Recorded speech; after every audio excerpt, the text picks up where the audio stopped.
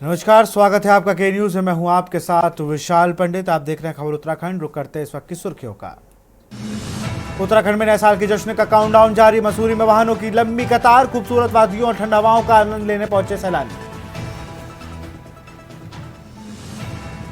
नए साल के जश्न पर पुलिस की पैनी नजर। पौड़ी के संवेदनशील जगह पर सख्त निगरानी। शराब पीकर वाहन चलाने वाले के डीएल होंगे निरस्त। रुद्रप्रयाग के चोपता में भारी बर्फबारी का मजा ले रहे सैलानी। दुग्गल बिट्टा से चोपता तक शटल सेवा प्रारंभ। बद्रीनाथ धाम में जमी 3 फीट तक बारिश। बर्फबारी के बाद मौसम खुला। बर्फबारी और ठंड से बड़ी। लक्सर में बाइक सवार ट्रक की चपेट में आया। पत्नी और 8 साल की बेटी की मौके पर मौत। घायल पति को अस्पताल में कराया गया भर्ती। रुड़की में बंद घर के अंदर चोरों का चोरी करना पड़ा महंगा। घर लौटे मकान मालिक को नशे में सोता मिला चोर। दूसरे चोर को आप नकली देख रहे हैं के न्यूज, खबरों का सारथी। और आपको सीधे मसूरी के माल रोड ले चलते, जहां पर नए साल की पूर्व संध्या पर किस तरीके से वहां लोग पहुंचे हुए हैं और वो अपने नए साल को मनाने के लिए वाह।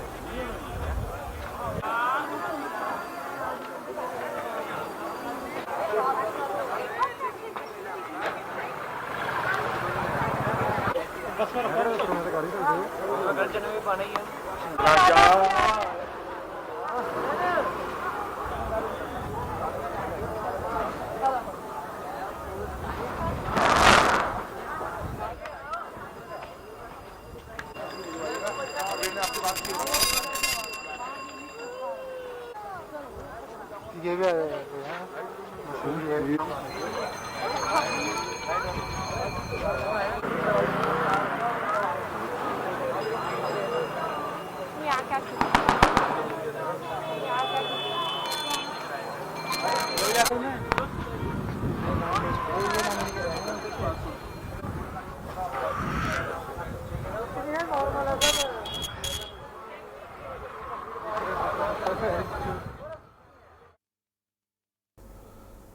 साल 2024 की विदाई के साथ ही नए साल 2025 में हम प्रवेश करने जा रहे हैं। कहते हैं कि जनवरी सपना दिखाता है और दिसंबर का महीना आईना दिखाता है। इसी के मद्देनजर आज हम उत्तराखंड की धामी सरकार के 2024 के कामकाज का विश्लेषण करेंगे। इस रिपोर्ट को देखिए।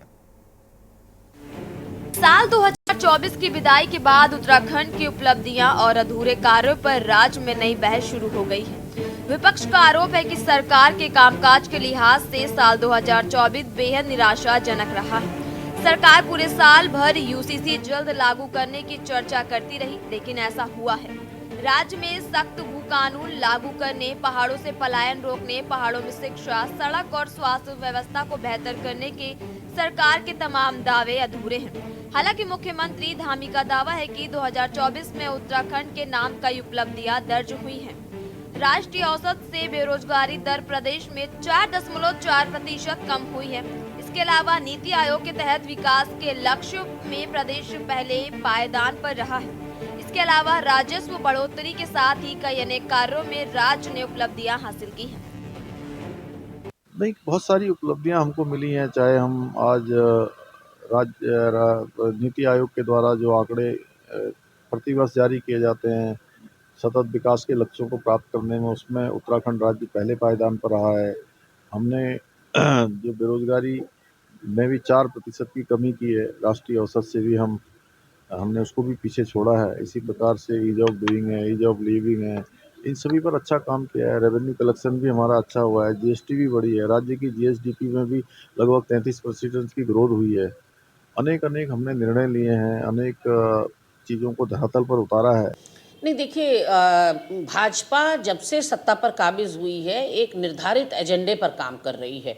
वो एजेंडा उनके कामों से साफ दिखाई पड़ रहा है, चाहे वो धर्मांतरण कानून हो, चाहे वो लैंड जिहाद हो, जिहाद शब्द का जो है आविष्कार उन्होंने किया, उसके अलावा चाहे यूसीसी हो, जबकि यूसीसी की कोई मांग उत्तराखंड के जनसामान्य से कभी नहीं उठी।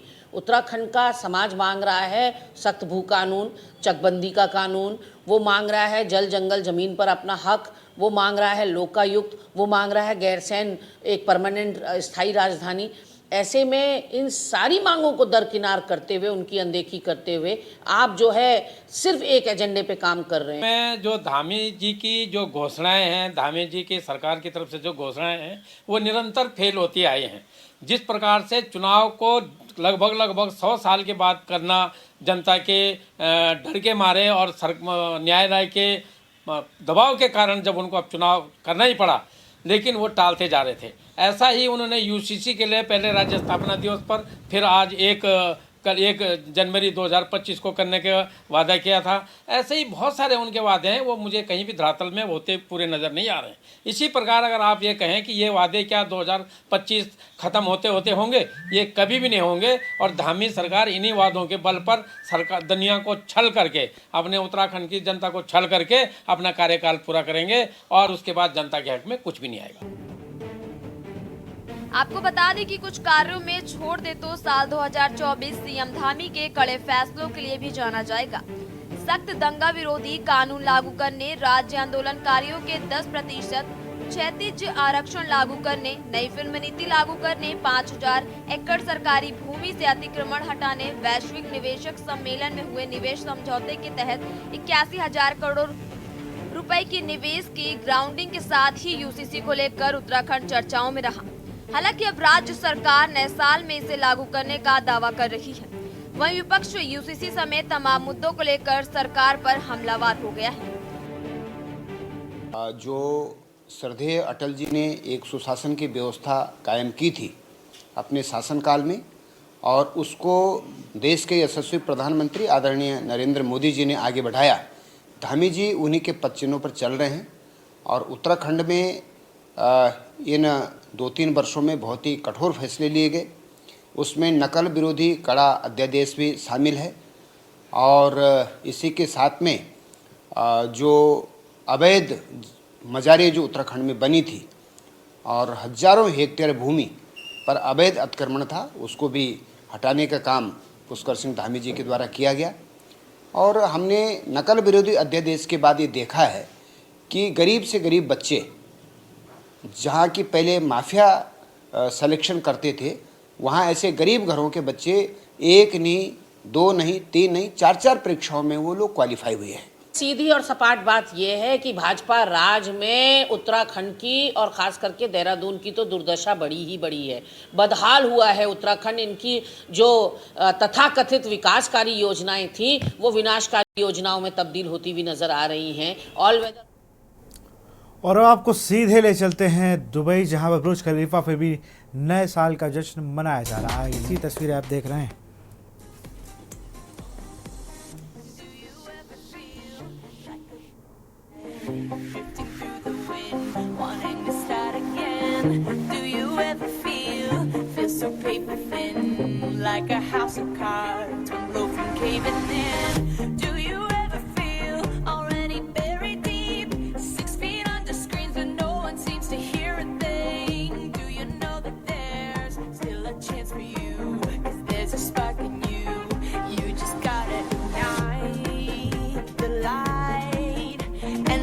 कुछ घंटे बाद भारत में बदल जाएगा साल।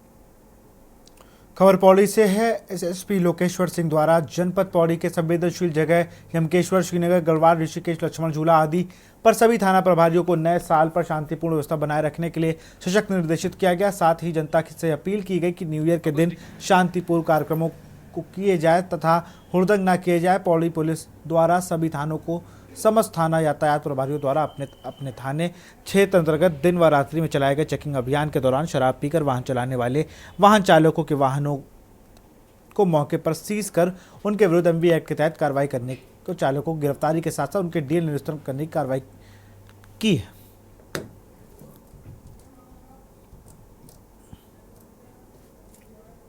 की ओर से जनपद वासियों को व प्रदेश के समस्त जनता को नववर्ष की हार्दिक शुभकामनाएं। नया वर्ष आपके लिए नई उमंग, नई जोश और हर्षोल्लास लेकर आए। इसी कामना के साथ जनपद पौड़ी पुलिस आपके लिए प्रार्थना करेगी। आज नए वर्ष के अवसर पर कृपया किसी भी प्रकार का कोई न्यूसेंस ना फैलाएं, हुड़दंग ना फैलाएं, शांतिपूर्वक नव वर्ष का अपना सेलिब्रेशन करें। धन्यवाद।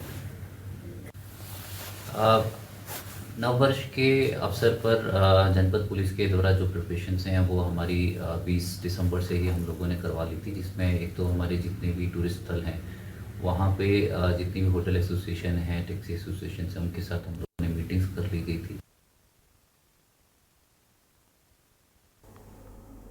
खबर अल्मोड़ा से है, जहां नगर निगम को लेकर चुनावी जंग अब तेज हो गई है। इसी क्रम में कांग्रेस के मेयर प्रत्याशी भैरव गोस्वामी ने अपना चुनावी कार्यालय खोला। इस दौरान अल्मोड़ा विधायक मनोज तिवारी, जिला अध्यक्ष भूपेंद्र भोज सहित तमाम कार्यकर्ता शामिल रहे। विधायक मनोज तिवारी ने अल्मोड़ा नगर निगम में जीत का दावा करते हुए कहा कि अल्मोड़ा की पहली बार नगर निगम सीट कांग्रेस जीतेगी। वहीं कांग्रेस प्रत्याशी भैरव गोस्वामी ने कहा कि अल्मोड़ा सीट जीतने पर आम जनता से जुड़े हुए सभी काम पूरे होंगे।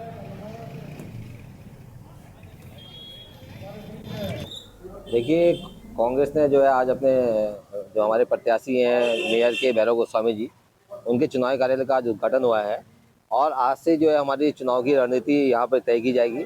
किस तरह जो हमारे 40 वार्ड है वहाँ पे डोर टू डोर जो कन्वेंसिंग की जाए, किस तरह जो हमारे प्रत्याशी है उनके चुनाव भ्रमण का कार्यक्रम बने, उसी को लेकर जो आज रणनीति के तहत जो है यहाँ पर चुनाव कार्यालय का उद्घाटन हुआ है और आज उसी के बारे में जो है विचार विमर्श किया जाएगा कि कैसे हम इस चुनाव को फतह करें, उसके लिए यहाँ पर रणनीति तय की जाएगी। आज कांग्रेस कार्यालय का जो विधिवत उद्घाटन हुआ है उसमें माननीय विधायक जी, माननीय प्रकाश चंद्र जोशी जी और सभी कांग्रेस के परिवार के लोग यहाँ पर को उस कार्यालय उद्घाटन में यहाँ पर उपस्थित थे। आज से इस कार्यालय के उद्घाटन के साथ ही हम सभी लोगों को ये तय हो गया है कि चुनाव की रण अब शुरू हो गया है और हम सभी लोग कांग्रेस जनों का सभी लोगों का ये संकल्प है कि निश्चित रूप से इस नगर निगम में हम एक ऐतिहासिक जीत दर्ज करेंगे और ये जो परंपरागत सीट है राष्ट्रीय कांग्रेस पार्टी की, वो निश्चित रूप से एक बड़े अंतर से जीतकर कांग्रेस पार्टी को यहाँ पर से इसका तोहफा दिया जाएगा। खबर देहरादून से है, जहां राज्य निर्वाचन आयोग के सचिव राहुल कुमार गोयल ने कार्यालय में प्रेस कॉन्फ्रेंस कर निकाय चुनाव नामांकन की जानकारी दी। सचिव राहुल कुमार गोयल ने बताया कि नामांकन की प्रक्रिया संपन्न होने के बाद कुल नामांकन पत्रों का आंकड़ा निर्वाचन आयोग की ओर से जारी किया जा रहा है।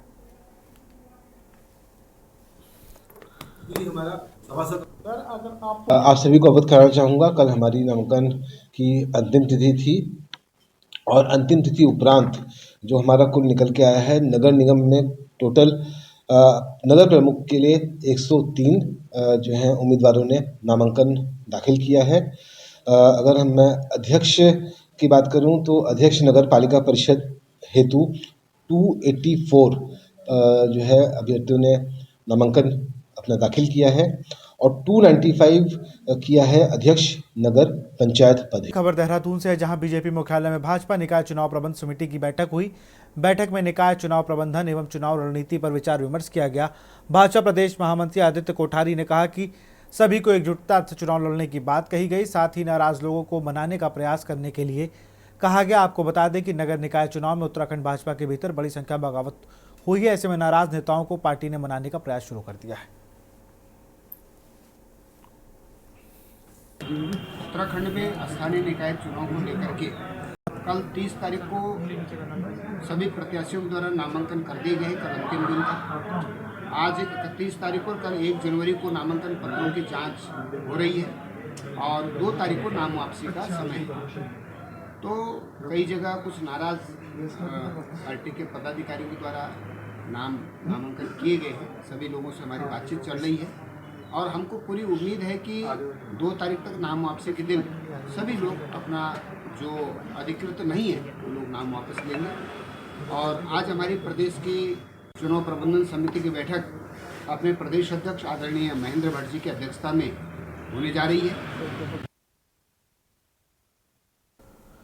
देहरादून में कांग्रेस से मेयर पद के प्रत्याशी वीरेंद्र पोखरियाल ने नामांकन दाखिल किया है। इससे पहले वह कचहरी परिसर स्थित शहीद स्मारक पर उत्तराखंड आंदोलन के शहीदों को श्रद्धांजलि देने पहुंचे। नामांकन के दौरान पार्टी के नेताओं ने एकजुटता दिखाई। कांग्रेस भवन से कलेक्ट्रेट तक जुलूस निकाला।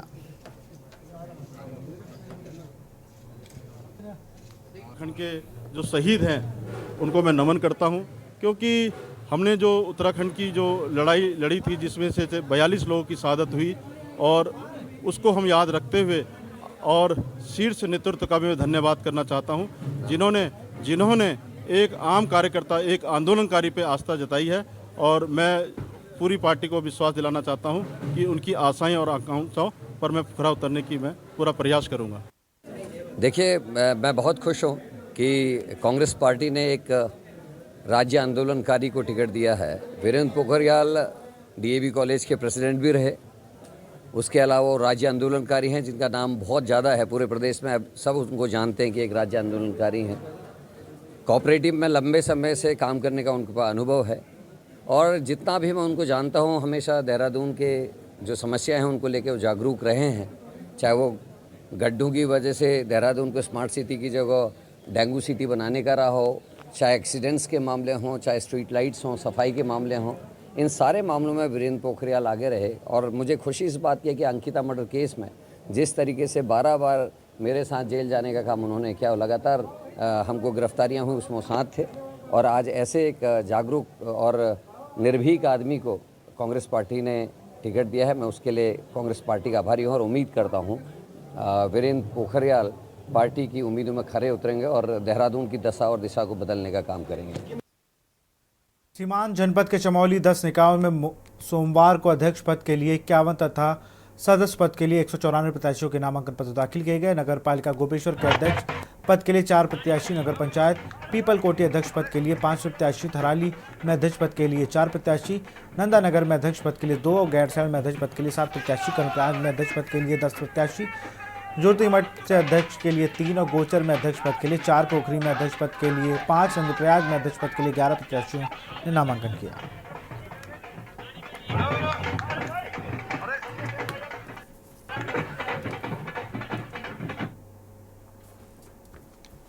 कोटद्वार नगर निगम से मेयर पद पर पूर्व सैनिक संघर्ष समिति ने महेंद्र पाल सिंह को अपना प्रत्याशी बनाया। मेयर पद पर अपनी आप पर्चा दाखिल करने के बाद महेंद्र पाल सिंह ने दूसरे प्रत्याशियों पर अपनी भड़ास निकालते हुए कहा कि कोई भी कोटद्वार शहर का भला नहीं चाहता है, क्योंकि यह लोग कभी किसी दल में तो कभी किसी दल में जाकर जनता को बेवकूफ बनाते हैं।